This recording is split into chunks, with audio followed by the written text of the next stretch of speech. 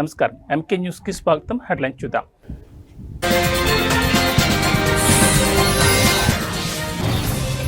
తెలంగాణ సర్కార్ కీలక నిర్ణయం. ఈ నెల 30 నుంచి అసెంబ్లీ సమావేశాలు ప్రారంభం.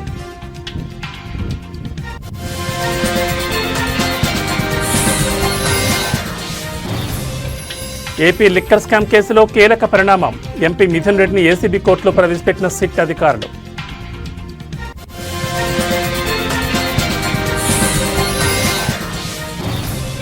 ఏపీలో భారీ వర్షాలు, పలు జిల్లాల్లో స్కూళ్లకు సెలవు.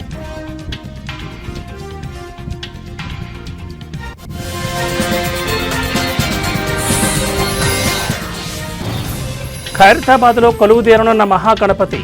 హైదరాబాద్లో 10 రోజుల పాటు ట్రాఫిక్ ఆంక్షలు.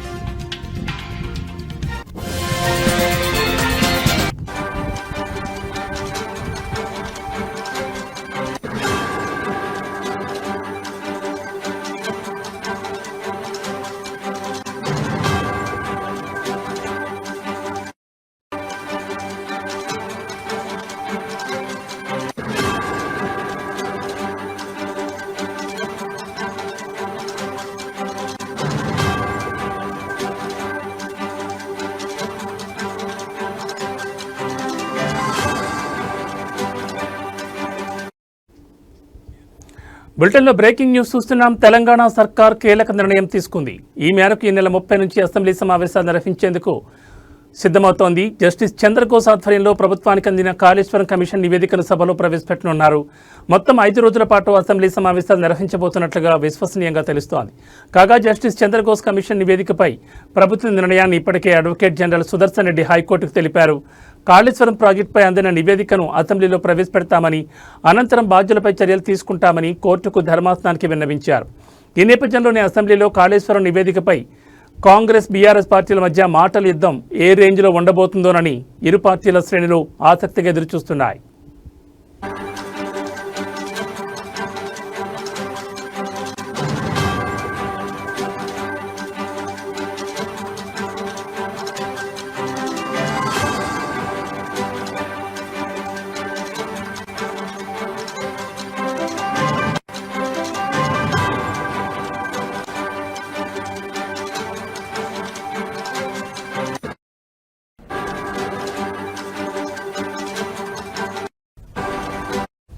కాగా కాళేశ్వరం లిఫ్ట్ ఇరిగేషన్పై జస్టిస్ చంద్రఘోష్ కమిషన్ ఇచ్చిన నివేదికను కొట్టివేయాలని మాజీ సీఎం కేసీఆర్, మాజీ మంత్రి హరీష్ రావు హైకోర్టులో పిటిషన్ దాఖలు చేసిన విషయం తెలిసిందే.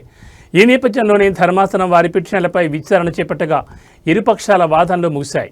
విచారణ సందర్భంగా కాళేశ్వరం కమిషన్ రిపోర్టును అసెంబ్లీలో పెట్టి చర్చించాకే బాధ్యులపై చర్యలు తీసుకుంటామని హైకోర్టుకు రాష్ట్ర ప్రభుత్వం తెలిపింది. అదేవిధంగా విచారణ సందర్భంగా ధర్మాసనం కీలక వ్యాఖ్యలు చేసింది. జస్టిస్ పి చంద్రఘోష్ ఇచ్చిన కాళేశ్వరం నివేదికను ఒకవేళ పబ్లిక్ డొమైన్లో పెట్టి ఉంటే వెంటనే తొలగించాలని చెప్పింది. పూర్తి వివరాలతో 3 వారాల్లోగా కౌంటర్ పిటిషన్ దాఖలు చేయాలని ప్రభుత్వానికి ఆదేశాలు జారీ చేసింది. అయితే ఈ కేసులో మధ్యంతర ఉత్తర్వులు అవసరం లేదని, పిటిషనర్లు కోరిన విధంగా స్టే ఇవ్వలేమని కోర్టు స్పష్టం చేసింది. కేసులో తదుపరి విచారణను 5 వారాలకు ధర్మాసనం వాయిదా వేసింది.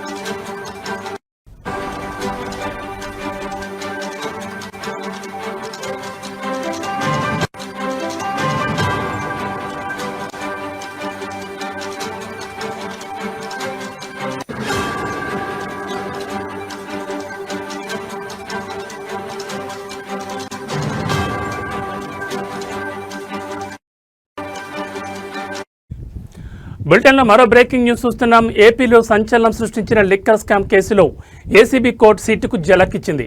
లిక్కర్ స్కామ్ కేసులో సిట్ దాఖలు చేసిన ఛార్జిషీట్ల మీద అభ్యంతరాలు వ్యక్తం చేసింది. 2 ఛార్జిషీట్లలో 21కి పైగా అభ్యంతరాలను న్యాయమూర్తులు తెలిపారు. నిందితులందరికీ ముద్దాయి కాపీలు అందజేశారా అని ప్రశ్నించారు. ఈ కేసుకు అవినీతి నిరోధక చట్టం ఎలా అప్లై అవుతుందో చెప్పాలని అడిగారు. ఈ కేసులో సిట్ ఎంతమందిని సాక్షులుగా విచారించిందో వివరాలు ఇవ్వాలని కోరారు. ఎంతమంది సాక్షుల దగ్గర 164 స్టేట్మెంట్ రికార్డ్ చేశారని ప్రశ్నించింది ఏసీబీ కోర్టు. మధ్యవర్తుల రిపోర్టులు, సీజర్ రిపోర్టులు సమర్పించాలంది. మరోవైపు ఏపీ లిక్కర్ స్కామ్ కేసులో ఇవాళ 12 మంది నిందితులను ఏసీబీ కోర్టులో హాజరుపరిచారు సిట్ అధికారులు.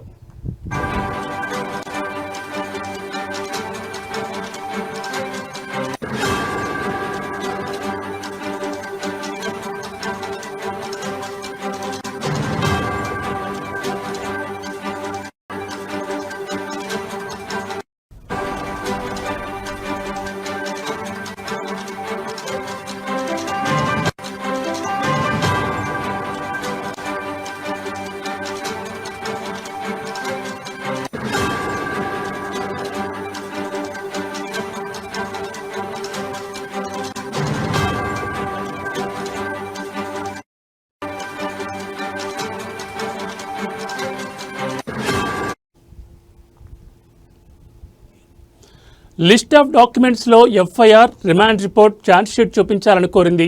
సాక్షులు డాక్యుమెంట్లను తగిన విధంగా సమర్పించాలని, ఛార్జ్షీట్లకు చూపించిన డాక్యుమెంట్లకు సిఎఫ్ నంబర్ను చూపించాలని కోర్టు ఆదేశించింది. 2 ఛార్జ్షీట్లలో ప్రిలిమినరీ లేదా ఫైనల్ ఛార్జ్షీట్ అని చెప్పలేదన్నారు న్యాయమూర్తి. ఎఫ్ఎస్ఎల్ రిపోర్టులు ఇంకా ఫైల్ చేయకుండా ఛార్జ్షీట్ ఎలా అర్హత పొందుతుందని ప్రశ్నించారు. లిక్కర్ స్కామ్లో 3,500 కోట్లు ఎలా ట్రాన్స్ఫర్ అయ్యాయో టేబుల్ రూపంలో చూపాలన్నారు. కేసులో 7 నుంచి 15 వరకు ఉన్న నిందితులను ఇంకా ఎందుకు అరెస్ట్ చేయలేదని కూడా ప్రశ్నించారు. స్కామ్లో వారి పాత్రను స్పష్టం చేయాలన్నారు.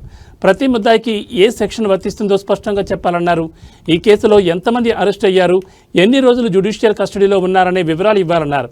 అభ్యంతరాలపై 3 రోజుల్లోగా కౌంటర్ దాఖలు చేయాలని ఆదేశాలు జారీ చేశారు.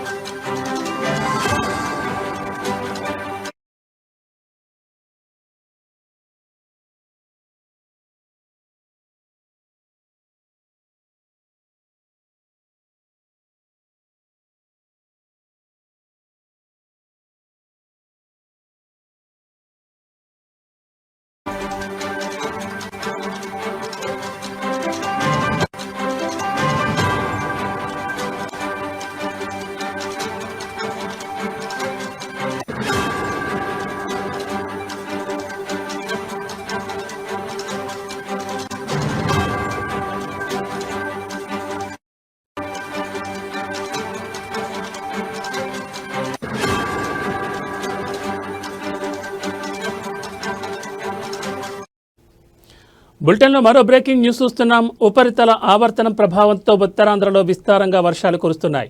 మరో 24 గంటల్లో వాయువ్య బంగాళాఖాతంలో అల్పపీడనం ఏర్పడనుంది. వీటి ప్రభావం వల్ల మరో 3 రోజుల పాటు పలు చోట్ల భారీ వర్షాలు కురుస్తాయని విశాఖ తుఫాన్ హెచ్చరికల కేంద్రం ప్రకటించింది. ఆరెంజ్ బులెటిన్ హెచ్చరికలు జారీ చేసింది. అల్లూరు జిల్లాలో జలపాతాలు ఉప్పొంగి ప్రవహిస్తున్నాయి. దీంతో చాపరాయి, డుడుమ, సరియ టూరిజం కేంద్రాలను యంత్రాంగాన్ని తాత్కాలికంగా మూసివేశారు అధికారులు. అటు విశాఖ తీరం అలజడిగా మారింది. సముద్రం చొచ్చుకుని రావడంతో తీరం పెద్ద ఎత్తున కోతకు గురవుతోంది.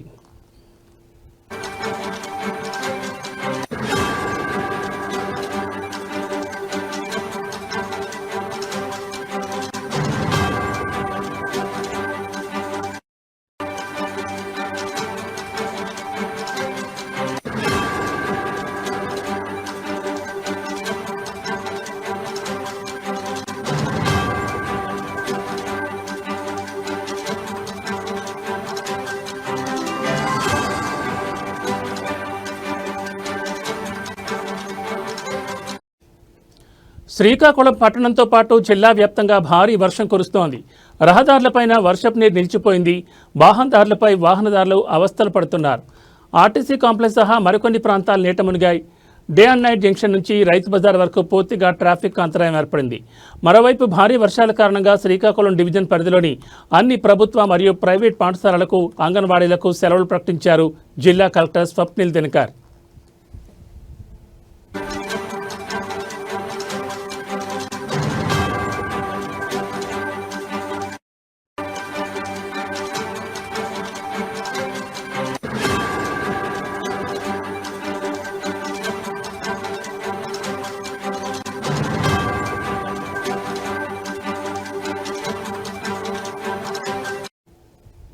ఇక బంగాళాఖాతంలో అల్పపీడనంతో ప్రభుత్వం అప్రమత్తమైంది.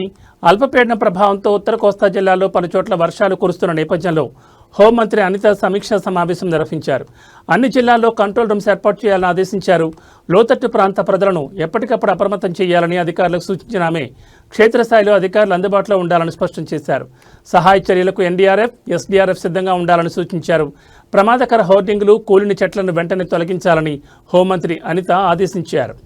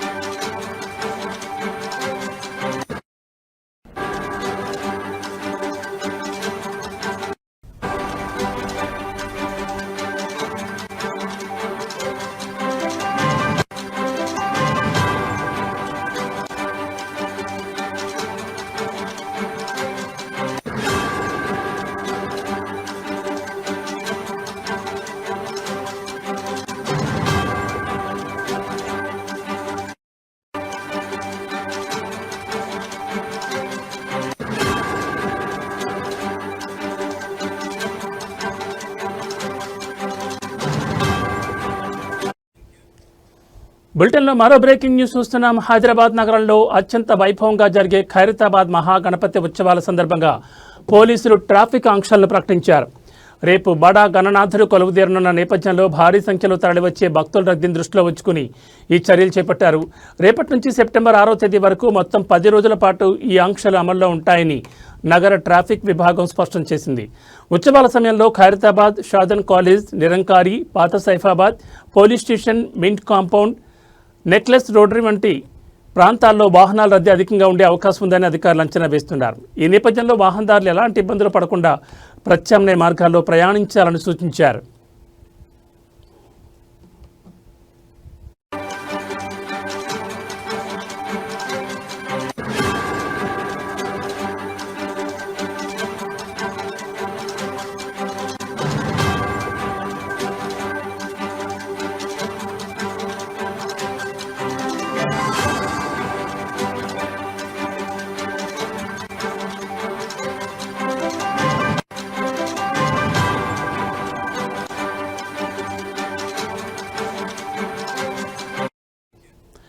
పీవీ విగ్రహం నుంచి మింట్ కాంపౌండ్ వైపు వచ్చే వాహనాలను రాజీవ్ గాంధీ విగ్రహం వద్ద నిరంకారి జంక్షన్కు మళ్లిస్తారు. పాత సైఫాబాద్ పోలీస్ స్టేషన్ నుంచి రాజ్దూత్ లేన్ మీదుగా వచ్చే వారిని ఇక్బాల్ మినార్ వైపు పంపిస్తారు. నెక్లెస్ రోటరీ నుంచి మింట్ కాంపౌండ్ వైపు వచ్చే వాహనాలను తెలుగుతల్లి ఫ్లైఓవర్ లేదా ఖైరతాబాద్ ఫ్లైఓవర్ మీదుగా వెళ్లాల్సి ఉంటుంది. నిరంకారి నుంచి రైల్వే గేట్ వైపు వెళ్లే వారిని పాత సైఫాబాద్ పోలీస్ స్టేషన్ వైపు మళ్లిస్తారు.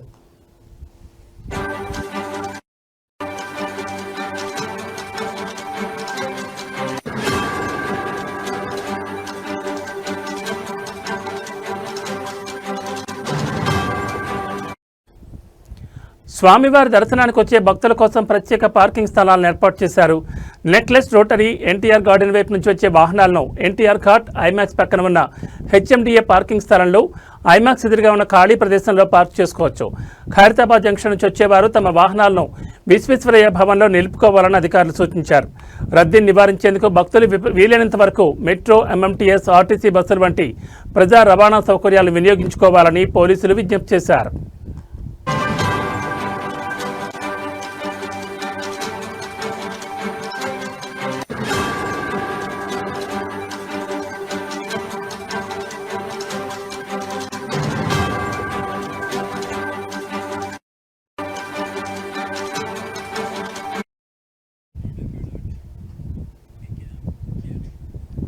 రేపు వినాయక చవితి సందర్భంగా వినాయకుడు వివిధ రూపాల్లో దర్శనమిస్తున్నాడు.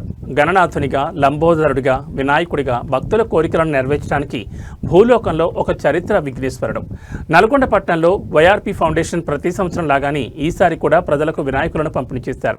ఈ కార్యక్రమంలో ముఖ్య అతిథులుగా యామా దయాకర్, వీరన్న, చంద్రశేఖర్, బండారు ప్రసాద్, శేషగిరి, అనంతాచార్యులు తదితరులు పాల్గొన్నారు.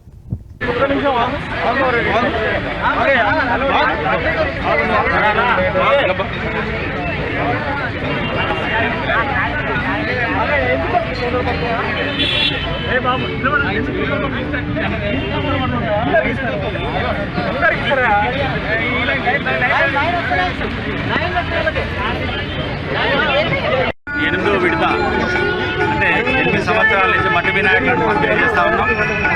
వాతావరణ కాలుష్యాన్ని పరిరక్షించడానికి, అదేవిధంగా మట్టి గణపతులను ప్రోత్సహించి కాలుష్యాన్ని కాపాడాలనే ఉద్దేశంతో దీన్ని ప్రతి సంవత్సరం వినాయక చవితి ముందు ఏర్పాటు చేయడం జరుగుతూ ఉంది. అదేవిధంగా హనుమకొండ కలెక్టరేట్ ముందు రేషన్ డీలర్లు ధర్నా నిర్వహించారు. రాష్ట్ర రేషన్ డీలర్లకు ఏప్రిల్ నుంచి ఆగస్టు వరకు 5 నెలల కమిషన్ డబ్బులు రాక ఆర్థిక ఇబ్బందులు పడుతున్న దృష్ట్యా కమిషన్ డబ్బులు వెంటనే ఇప్పించాల్సిందిగా కోరుతూ ఈ నెల కమిషన్ ఆన్లైన్లో చెల్లించగలని విజ్ఞప్తి చేశారు. ఈ సందర్భంగా హనుమకొండ రేషన్ డీలర్లు మాట్లాడుతూ రాష్ట్ర రేషన్ డీలర్లకు ఏప్రిల్ నుంచి ఆగస్టు వరకు 5 నెలల కమిషన్ డబ్బులు రాక ఆర్థిక ఇబ్బందులు పడుతున్నామని ఆవేదన వ్యక్తం చేశారు. కాంగ్రెస్ ప్రభుత్వం డీలర్ల కోసం మేనిఫెస్టోలో పెట్టిన 5,000 రూపాయల వేతనం మరియు 300 రూపాయల కమిషన్ పెంపును వెంటనే ప్రకటించాలని వారు డిమాండ్ చేశారు. రేషన్ షాపులను మినీ సూపర్ మార్కెట్లుగా గుర్తించి మరిన్ని నిత్యావసర సరుకులను పేద ప్రజలకు అందుబాటులోకి తేవాలని రేషన్ డీలర్లు కోరుతున్నారు.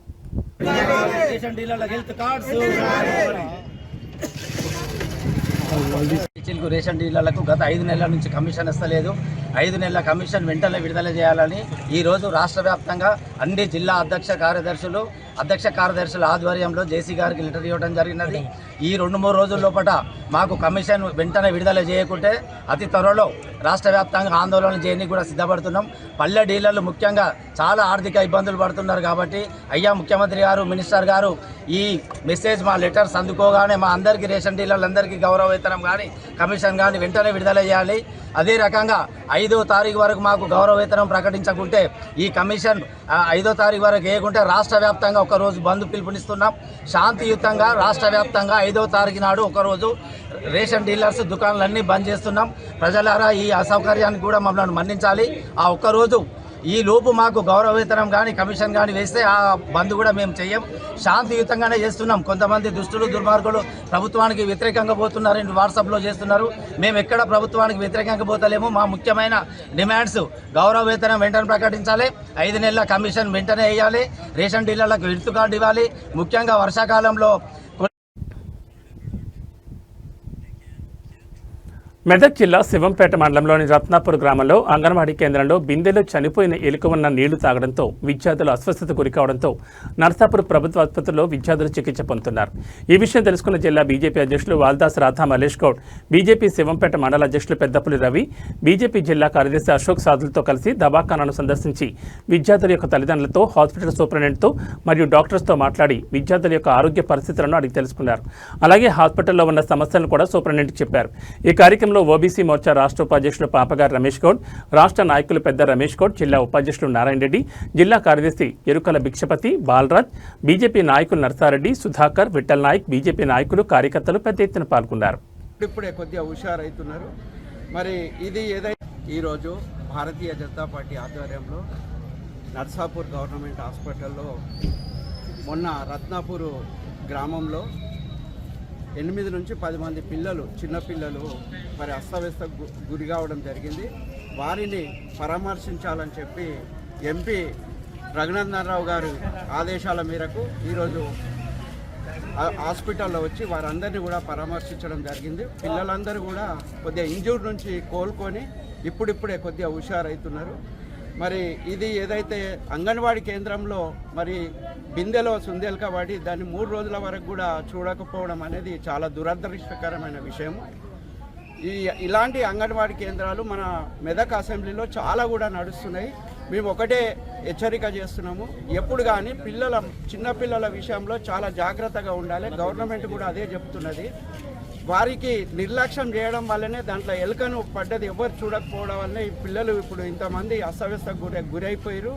మరి ఏదో అదృష్టవశాత్తు వాళ్ళంతా కూడా పిల్లలు బాగానే ఉన్నారు. ఒక్క బాబుకు మాత్రం కొద్దిగా పొట్ట ఉబ్బిందని చెప్పి వాళ్ళను ఇంకొక హాస్పిటల్కు పంపడం జరిగింది. అక్కడ ఆ బాబు కూడా చాలా బాగానే ఉన్నాడని చెప్తున్నారు. కనుక అంగన్వాడీ కేంద్రాలలో మేము చెప్పడం ఒకటే ఏంటిదంటే పిల్లలను జాగ్రత్తగా చూసుకొని ఆరోగ్యమే మహాభాగ్యము.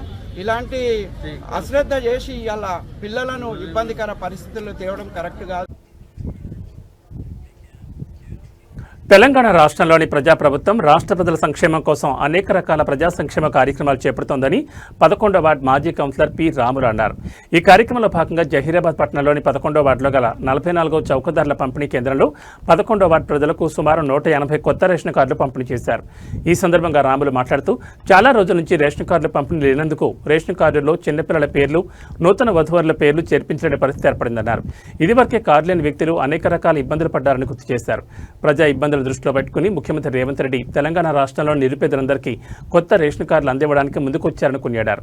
రాష్ట్రంలోని అన్ని జిల్లాల్లోని అన్ని మారుమూల ప్రాంతాల్లో పేద ప్రజలకు రేషన్ కార్డులు పంపిణీ చేయడం జరిగిందన్నారు.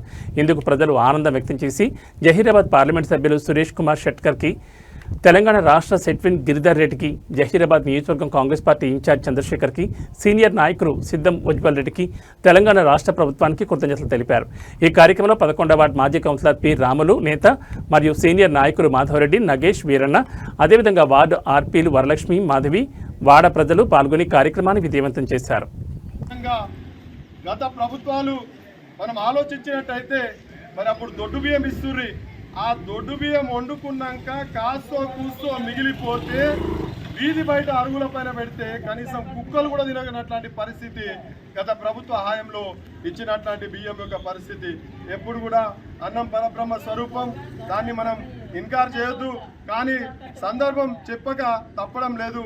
కాబట్టి గౌరవనీయులు మరి మా ప్రియతమ నాయకులు మా ముఖ్యమంత్రి రేవంత్ రెడ్డి గారు మరి ఈ పేద ప్రజలకు మరి ప్రతి కుటుంబానికి కూడా రేషన్ కార్డులు ఇవ్వడము, అదేవిధంగా చాలా రోజుల నుండి చిన్నపిల్లలు లేదా పెళ్లి జరుపుకొని వచ్చినట్లాంటి కోడళ్ళకు కానీ మరి ఈ రేషన్ కార్డులలో పేర్లు లేనటువంటి పరిస్థితులలో మరి ఈరోజు ప్రతి కుటుంబంలో ఉన్న ప్రతి వ్యక్తి పేరును మరి రేషన్ కార్డులలో పొందుపరిచి వారికి రేషన్ కార్డులు అందించడమే కాకుండా సన్న బియ్యం ఇచ్చి కూడా ఆదుకుంటున్నారు. ఈరోజు అందరూ కూడా సంతోషంగా ఒక 10 మెతుకులు చాలా ఆనందంతో మరి ఎంతో ఇష్టంగా, కనీసం అందులో పప్పు చారు వేసుకున్నా కూడా, పచ్చి పులుసు వేసుకున్నా కూడా, ముడికారం వేసుకున్నా కూడా ఎంతో మహారుచిగా ఉన్నట్లాంటి ఆహారాన్ని మరి అందిస్తున్నారు. మరి వారందరికీ కూడా మరి ఏదైతే గౌరవ ముఖ్యమంత్రికి మా శాంతినగర్ 11వ వార్డు ప్రజల పక్షాన మరి వారికి కృతజ్ఞతలు తెలియజేస్తున్నాము. మరి అదేవిధంగా ఈ రాష్ట్ర ప్రభుత్వం తెలంగాణ రాష్ట్రాన్ని ఇస్తానన్నారు. ఖచ్చితంగా వారి హాయంలో ఇచ్చి తీరారు. కాబట్టి మా ప్రభుత్వ హాయంలో ఏ రకమైన హామీలు ఇచ్చినప్పటికీ కూడా కొద్దిపాటి ఆలస్యం జరగవచ్చు, కానీ ఖచ్చితంగా ఏవైనా కూడా చెప్పిన మాటలు. విజయవాడలో ఏపీ ప్రభుత్వం స్మార్ట్ రేషన్ కార్డుల పంపిణీని ప్రారంభించింది. వరలక్ష్మి నగర్లోని లబ్ధిదారులకు మంత్రి నాదెండ్ల మనోహర్ స్వయంగా ఈ కార్డులు అందజేశారు. ఈ సందర్భంగా మంత్రి మాట్లాడుతూ స్మార్ట్ రేషన్ కార్డులు ఆధునిక సాంకేతికతతో రూపొందించబడ్డాయని చెప్పారు. వీటిలో క్యూఆర్ కోడ్ను పొందుపరచడం ద్వారా రేషన్ తీసుకున్న వెంటనే కేంద్ర జిల్లా కార్యాలయాలకు సమాచారం అందుతుందని తెలిపారు. మొదటి దశలో 9 జిల్లాల్లో ఈ రోజు నుంచి ఇంటింటికి రేషన్ కార్డులు పంపిణీ చేస్తున్నారు.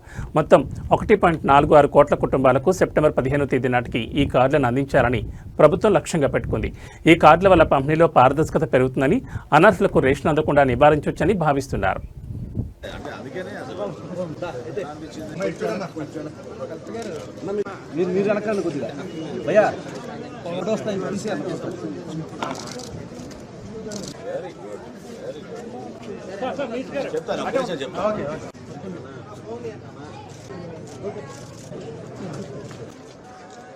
కెమెరా చూసుకోండి. Sorry okay.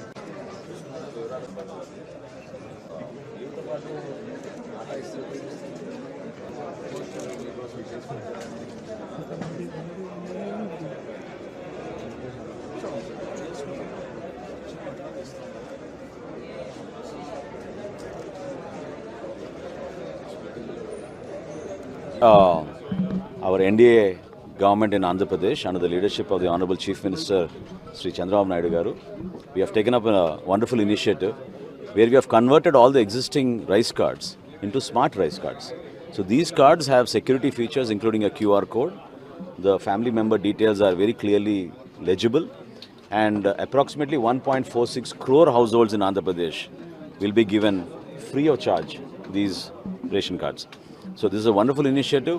We hope to reach out to more number of people, at the same time increase transparency and accountability.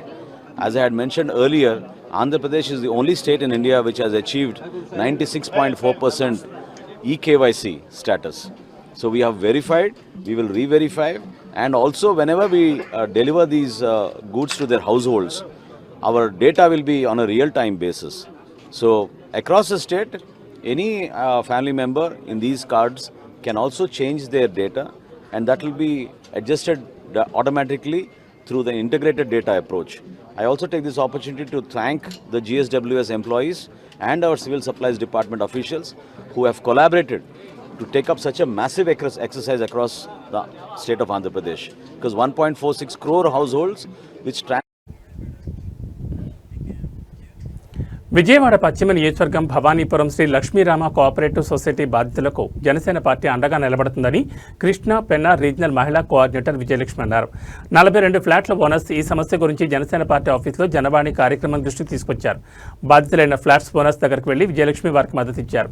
న్యాయపరంగా బాధితుల పక్షాన జనసేన పార్టీ ఎప్పుడూ అండగా ఉంటుందని వారికి భరోసా ఇచ్చారు.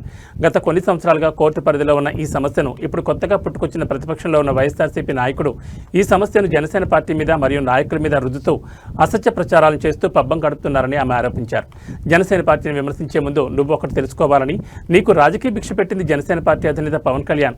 ఇలాంటి అసత్య ప్రచారాలను చేస్తుంటే పశ్చిమ నియోజకవర్గంలో నీకు తగిన బుద్ధి చెప్తామని, న్యాయపరంగా నీ మీద చర్యలు తీసుకోవడానికి సిద్ధంగా ఉన్నామని జనసేన పార్టీ నాయకులు, వీర మహిళలు, కార్యకర్తలు హెచ్చరించారు.